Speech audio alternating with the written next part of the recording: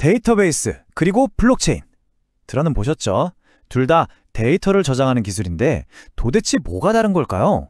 사실 핵심은요, 기술 자체가 아니에요. 바로 신뢰를 어떻게 만드느냐, 그 방식의 차이에 있습니다.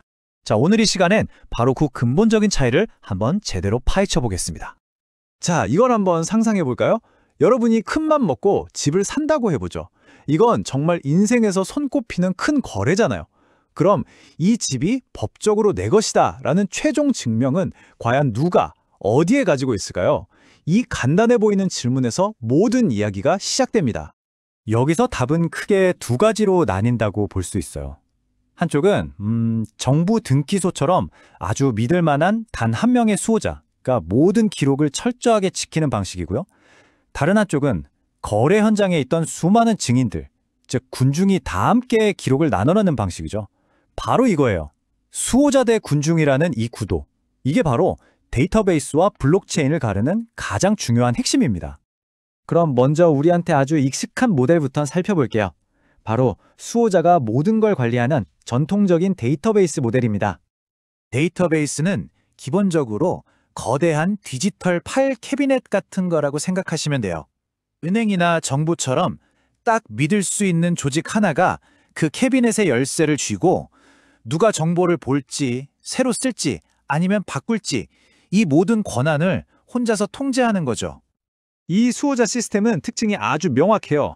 모든 권한이 한 곳에 딱 모여 있으니까 데이터를 고치거나 지우는 게 정말 자유롭고 빠릅니다. 응답 속도가 순식간에 나오죠. 그럼 데이터가 진짜라는 건 어떻게 믿을 수 있을까요? 바로 누가 언제 들어와서 뭘 했다는 내부 기록, 즉 로그랑 엄격한 접근 정책으로 관리하는 겁니다. 자, 이제 판을 완전히 한번 뒤집어 보죠. 수호자가 아예 없는 세상을 상상해 보는 겁니다. 바로 군중이 다 함께 합의해서 신뢰를 만들어내는 블록체인 모델입니다. 블록체인은요, 특정 관리자가 없어요. 그냥 모두가 함께 쓰는 일종의 공유 정보 같은 거예요. 여기서 신뢰는 어떤 특정 기관에서 나오는 게 아니라 네트워크에 참여한 수많은 군중의 집단적인 합의 그 자체에서 나옵니다. 중앙의 수호자가 필요 없게 된 거죠. 이 군중 모델이 돌아가는 방식은 진짜 흥미롭습니다. 참여자 모두가 똑같은 장부 사본을 하나씩 갖고 있어요. 그러다 새로운 거래가 생기면 참여자 다수가 이거 나자! 라고 동의를 해야만 장부에 기록이 되죠. 그리고 일단 한 번 기록된 내용은 그 이전 기록에 암호로 단단히 연결돼서 뭐랄까 디지털 자물쇠처럼 잠겨버립니다. 그래서 과거의 기록을 바꾸는 게 거의 불가능해지는 거예요. 신뢰의 중심이 특정 조직에서 네트워크 그 자체로 완전히 옮겨간 순간이죠. 좋습니다. 그럼 이제 이 두 모델의 핵심적인 차이점들을 하나씩 맞붙여 보면서 어떤 장단점이 있는지 명확하게 한번 짚어보겠습니다. 자, 가장 중요하고 근본적인 첫 번째 비교 포인트, 바로 신뢰 모델입니다. 이 데이터가 진짜라는 걸 우리가 뭘 보고 믿어야 하는가? 이 질문에 대한 답이 완전히 다른 거죠. 보시는 것처럼 정말 극명하게 갈립니다. 데이터베이스는 특정 조직, 즉 수호자의 권위를 믿는 거예요. 저 기관이 보증하니까 믿을 수 있다는 거죠. 반면에 블록체인은 그 어떤 개인이나 기관도 믿지 않아요. 대신 인간이 조작하기 불가능하게 살게 된 수학적 증명과 네트워크 참여자 대다수의 합의만을 신뢰합니다. 다음은 불변성입니다. 한번 쓰인 기록이 얼마나 영구적으로 그리고 안전하게 유지되는지에 대한 개념인데요. 이게 사실상 두 기술을 어디에 쓸지를 결정하는 아주 중요한 특징이라고 할 수 있습니다. 데이터베이스는요, 관리자가 마음만 먹으면 언제든지 데이터를 수정하거나 삭제할 수 있죠. 아주 유연해요. 하지만 블록체인은 기본적으로 추가만 가능한 장부입니다. 과거의 기록을 억지로 바꾸려고 하면 네트워크의 절반 이상을 해킹해야 하는 등 어마어마한 비용과 노력이 들어서 현실적으로 불가능하게 만들어 둔 거죠. 성능으로만 따지면 이건 데이터베이스의 압승입니다. 중앙에서 모든 걸 다 처리하니까 당연히 빠르고 비용도 훨씬 저렴하죠. 반면에 블록체인은 수많은 참여자들이 일일이 다 검증하고 합의하는 과정을 거쳐야 하니까 상대적으로 느리고 비쌀 수밖에 없어요. 하지만 이 비용은 바로 수호자 없이도 완벽한 신뢰를 확보하는 데에 대한 대가라고 볼 수 있습니다.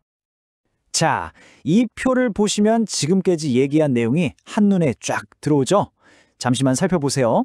신뢰를 만드는 주체부터 데이터 구조, 성능까지 모든 면에서 둘이 바라보는 방향이 다르다는 걸 알 수 있습니다.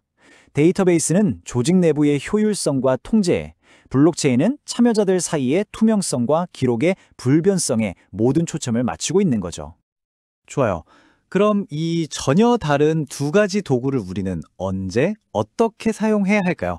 이론적인 비교를 넘어서 실제 적용 사례로 한번 들어가 보겠습니다. 만약 여러분이 하나의 조직 안에서 데이터를 다룬다. 예를 들어서 우리 회사 재고나 고객 주문을 관리하고 실시간으로 정말 빠른 응답이 필요하다. 이럴 땐 고민할 필요도 없습니다. 무조건 데이터베이스가 정답이에요. 속도, 유연성, 완벽한 통제권, 이게 핵심이니까요. 하지만 이런 경우는 어떨까요? 여러 회사가 복잡하게 얽혀있는 공급망 관리처럼 서로를 100% 믿지 못하는 참여자들이 하나의 진실된 기록을 공유해야 할 때, 혹은 부동산이나 예술품의 소유권처럼 그 기록이 절대로 무슨 일이 있어도 바뀌면 안 된다는 점이 가장 중요할 때, 바로 이럴 때 블록체인이 자신의 진짜 가치를 보여주는 겁니다.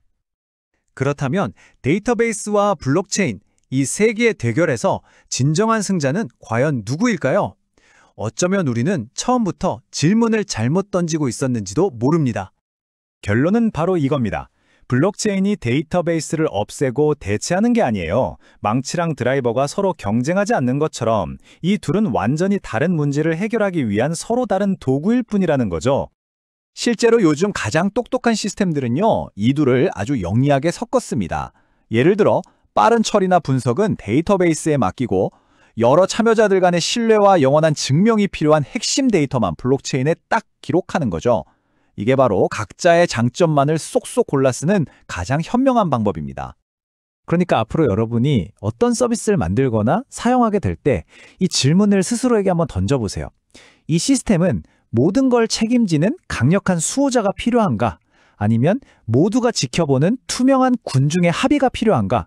그 질문에 대한 답을 찾는 순간 여러분은 기술의 껍데기 너머에 있는 진짜 본질을 보게 되실 겁니다.